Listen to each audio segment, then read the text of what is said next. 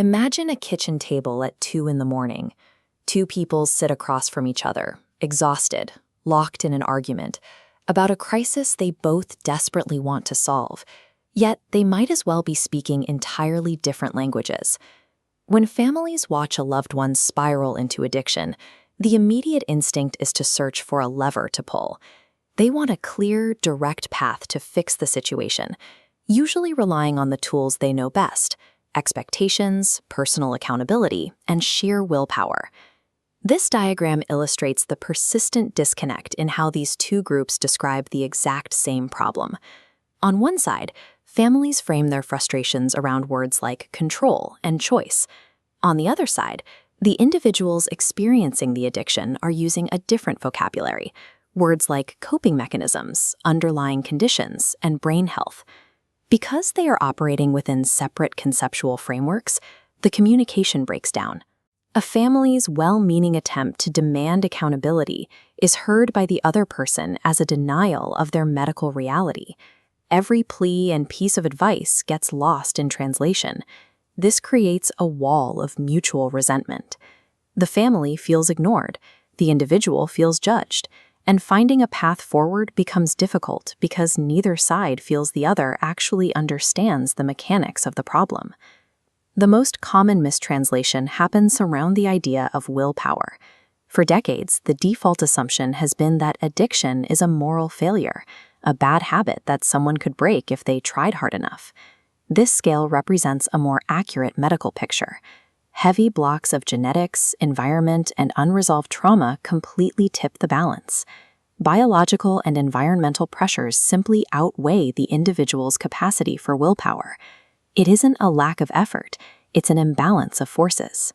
The person struggling with the addiction is often aware of this deficit. They feel the biological pull every day. So when a family member demands they make better choices, the request sounds detached from their physical reality. Demanding willpower to fix a structural brain condition is like asking someone to cure their poor eyesight by squinting harder. It ignores the actual mechanisms at play.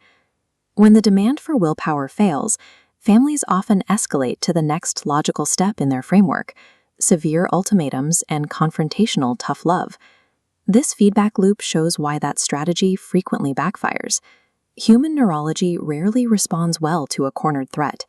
An aggressive ultimatum triggers an immediate defensive physiological response.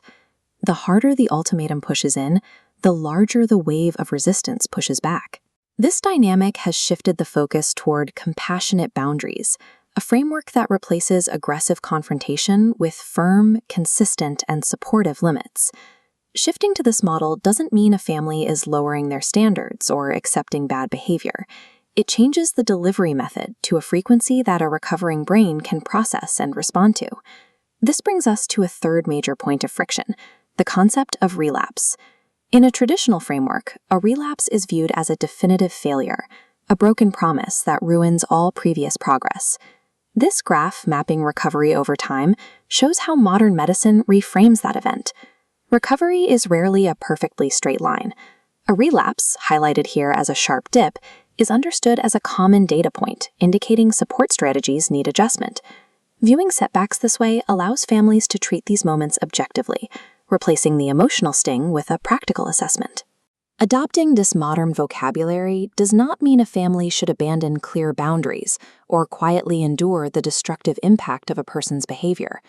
Understanding the disease model provides a layer of protection. It gives families the capacity to maintain empathy for their loved one while holding strict, unyielding boundaries against the condition itself. Maintaining that balance is difficult when families are searching for answers in a flood of external noise. They often encounter a chaotic web of contradictory advice, reading one definition of enabling online while hearing a different take in a support group. For a household in crisis, filtering through these competing definitions of addiction and recovery is nearly impossible to do entirely alone. They desperately need an objective third party to bridge the gap between clinical facts and their own lived experience.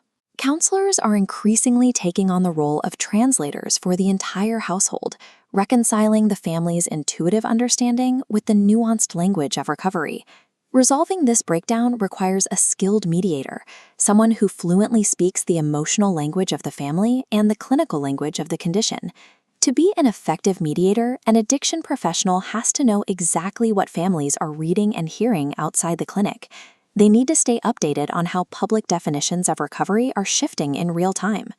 Clearbound is an independent editorial reference designed to provide weekly field intelligence built specifically for addiction counselors. By tracking the evolving language of public discourse, Clearbound allows professionals to anticipate client confusion before it derails a session.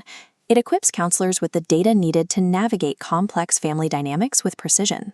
You can visit clearbound.org right now to subscribe and access the field intelligence required to bridge these critical translation gaps.